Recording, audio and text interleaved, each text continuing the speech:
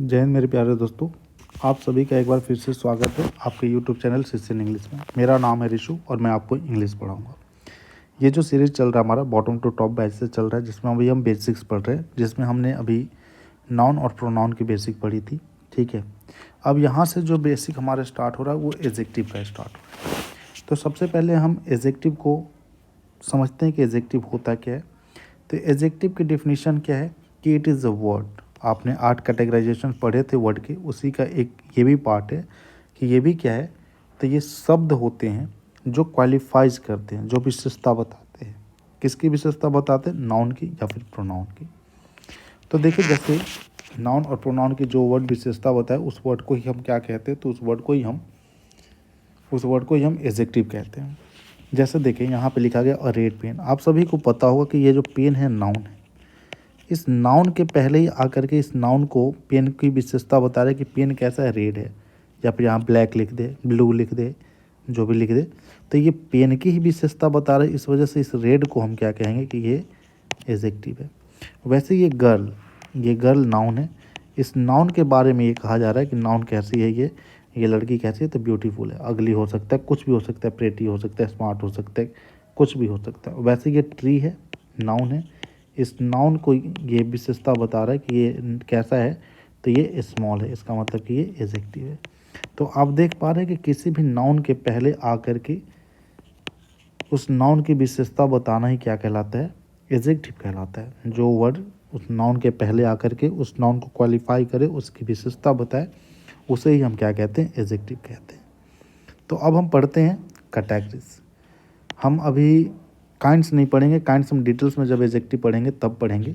अभी हम क्या पढ़ रहे हैं, तो अभी हम कैटेगरी पढ़ रहे हैं। अगर हम कैटेगरी की बात करें तो कैटेगरी जितनी भी एडजेक्टिव्स हैं, ठीक है, चाहे जितने भी काइंड्स होंगे, उन्हें हम 2 कैटेगरी में बांट सकते हैं। पहले को कहेंगे हम ग्रेडेबल एडजेक्टिव्स और सेकंड को कहते हैं हम non gradable adjectives.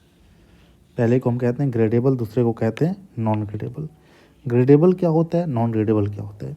Gradable adjectives की अगर डिफिनीशन आप देखें तो डिफिनीशन क्या लिखा हुआ, तो डिफिनीशन लिखा हुआ कि एडजेक्टिव्स कैन बी कंपेयर्ड, कि जिसकी आप तुलना कर सकते हैं, जिसकी आप तुलना कर सकते हैं उसे हम कहते हैं ग्रेडेबल एडजेक्टिव्स, और जिसकी हम तुलना नहीं कर सकते उसे हम कहते हैं नॉन ग्रेडेबल एडजेक्टिव्स।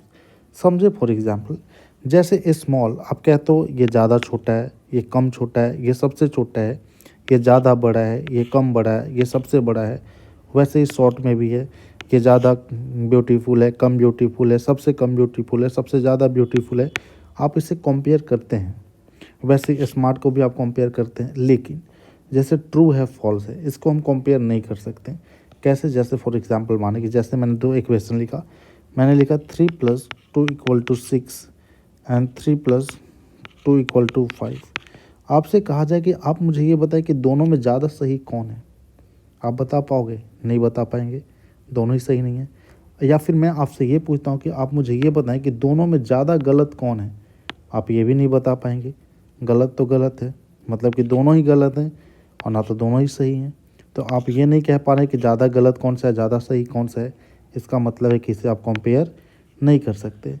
ठीक है, तो कुछ ऐसे एडजेक्टिव्स है जिसकी कंपेयर हम नहीं कर सकते। वो कौन कौन से एडजेक्टिव्स है, थोड़ी लिस्ट मैंने बना दी है, जिसमें ट्रू है, फॉल्स है, या फिर आप नेचुरल से भी समझ सकते हैं। जैसे मान के चले कि हमारे पास 2 पेन हैं, तो उस पेन में दोनों ही आर्टिफिशियल हैं। आप ये नहीं कह सकते कि ये पेन ज़्यादा आर्टिफिशियल है, ये पेन ज़्यादा कम आर्टिफिशियल। वैसे नेचुरल, मान के चले कि आपके सामने 2 पेड़ हैं, उन 2 पेड़ में आप ये नहीं कह सकते कि ये वाला जो पेड़ है, ये वाला पेड़ जो है ये इससे ज़्यादा नेचुरल है, ये इससे कम नेचुरल है। ऐसा नहीं है।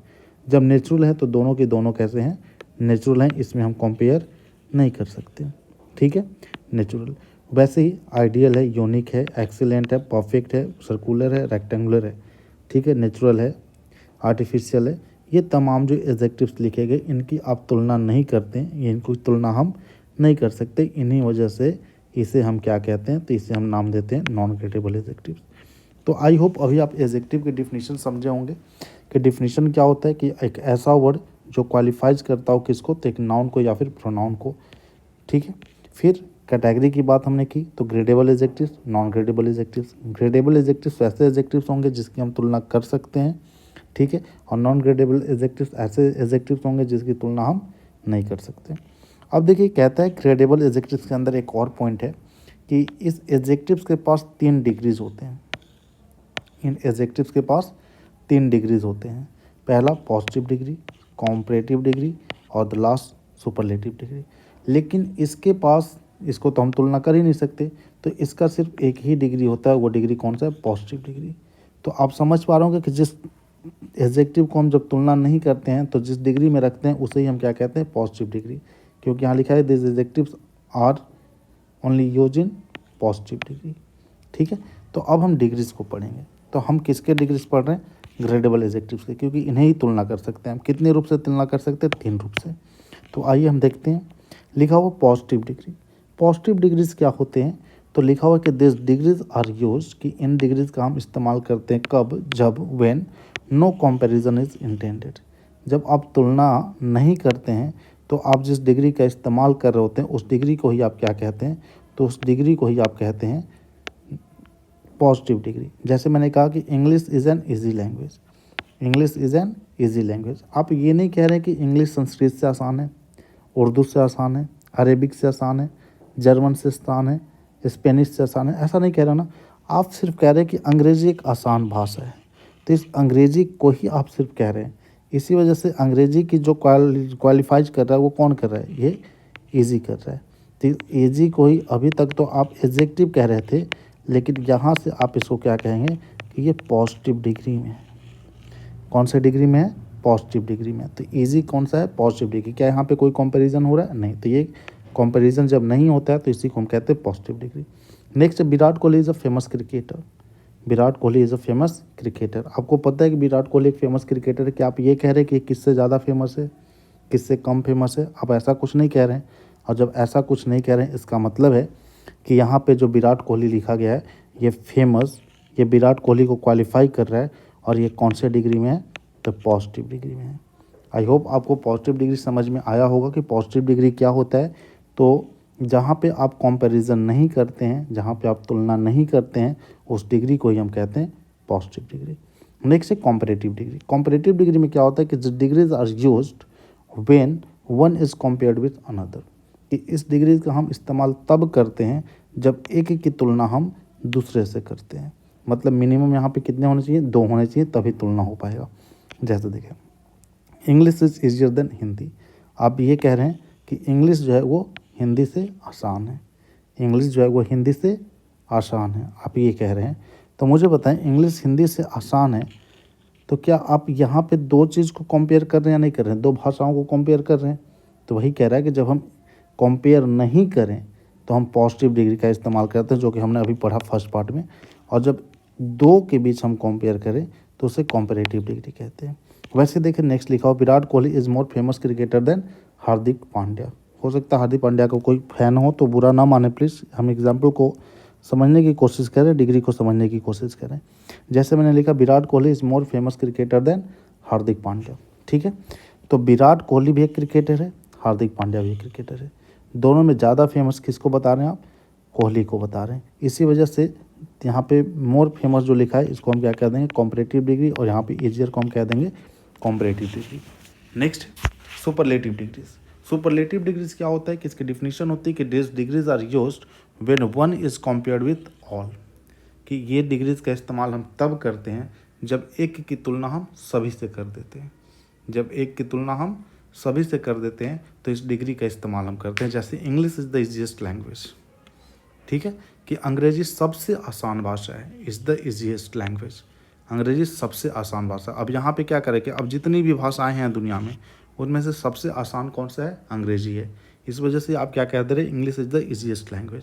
तो यहाँ पे जो द ईजीएस्ट है इसी को हम क्या कह देंगे?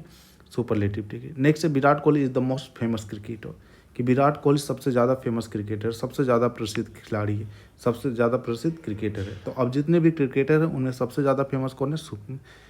विराट कोहली। इस वजह से ये द मोस्ट फेमस को हम क्या कह देंगे? Superlative degree. समझ पाए हैं मैं क्या बताया आज?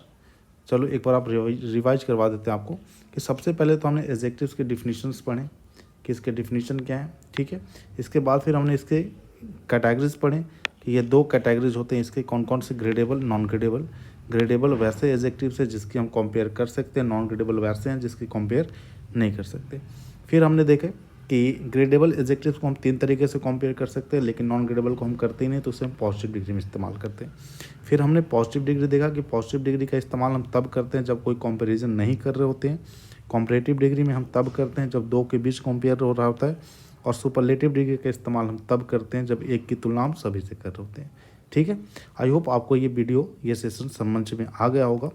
अगर नहीं समझ में आता हो तो आप प्लीज़ कमेंट करें, और कमेंट में आप मेरे से पूछ सकते हैं, मैं आपको रिप्लाई करूँगा। अगर रिप्लाई नहीं किया तो नेक्स्ट वीडियो में उस चीज़ को उठा करके मैं बता दूँगा। ठीक है, तो चलिए, अगर आपको वीडियो पसंद आता हो तो वीडियो को लाइक करें, चैनल को सब्सक्राइब करें।